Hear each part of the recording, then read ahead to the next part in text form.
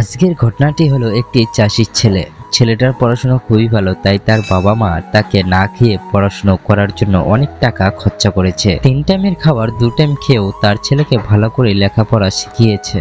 তার বাবা দিনে কাজ করার পরেও রাতে তার বাবা ঝালমুড়ি বিক্রি করেও টাকা জমিয়েছে।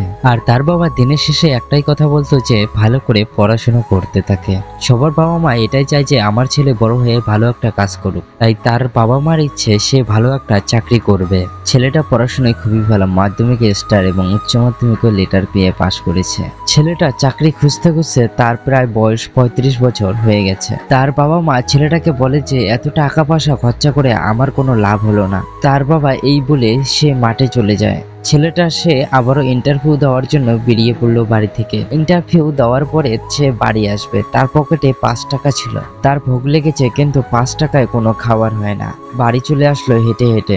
সে মনে মনে ভাবছে যে আমার হয়তো আর চাকরি হবে না, সে অন্য কোনো কাজ করবে এবং সে মনে দুঃখ নিয়ে সে ঘুমিয়ে পড়লো জল খেয়ে। তারপর দিন সকালবেলা ঘুম থেকে উঠে ছেলেটার পেট অনেকটাই ব্যথা করছিল। ছেলেটা বাড়িতে না কিছু বলে সে হসপিটালে চলে গেল। সরকারি হসপিটালে গিয়ে 2 টাকা দিয়ে টিকিট কেটে সে লাইনে দাঁড়ালো এবং সেখানে ধরা পড়লো তার ব্লাড ক্যান্সার হয়েছে আর সে বেশি দিন বাঁচবে না। সেই কথা শুনে ছেলেটা থমকে গেল ওইখানে। আর হয়তো সে কিছু করতে পারবে না তার বাবা মার জন্য। সে অনেকক্ষণ ভাবছে যে সে এখন কি করবে। তারপর সে বাড়ি চলে গেল এবং তার বাবা তাকে দেখে অনেক বকাঝকা করছিল। সে মুখ বুজে চলে গেল তার রুমে। তার মা তার জন্য ভাত বেড়ে রেখেছে এবং তাকে খেতে বলছে।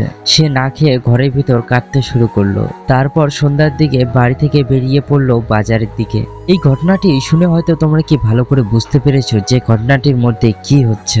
ঘটনাটির মধ্যে এটাই বোঝানো হয়েছে যে এই ঘটনাটির মধ্যে জানা গেল যে বড় হয়ে কোনো লাভ নেই, ভালো কাজ করতে না পারলে কোনো দাম নেই, আর কাজবাজ না করলে হয়তো বাড়ির লোকেরাও তোমাকে দাম দেবে না। তাই তোমাদেরকে বলছি তোমরা যে কাজটাই করো না কেন ভালো করে করবে এবং মনোযোগ দিয়ে করবে, তাহলে হয়তো কাজটিতে সফলতা লাভ করতে পারবে। তো ভিডিওটি এখানে শেষ করছি, আবার দেখা হবে নতুন একটি ভিডিও নিয়ে। তো ভিডিওটি ভালো লাগলে লাইক, কমেন্ট এবং চ্যানেলটিকে সাবস্ক্রাইব করতে ভুলবেন না। আর সবার শেষে তোমাদের কাছে আমার একটি রিকোয়েস্ট থাকবে, তোমরা সবাই ভালো থাকো এবং সুস্থ থাকো আর তোমরা আমার পাশে থাকো।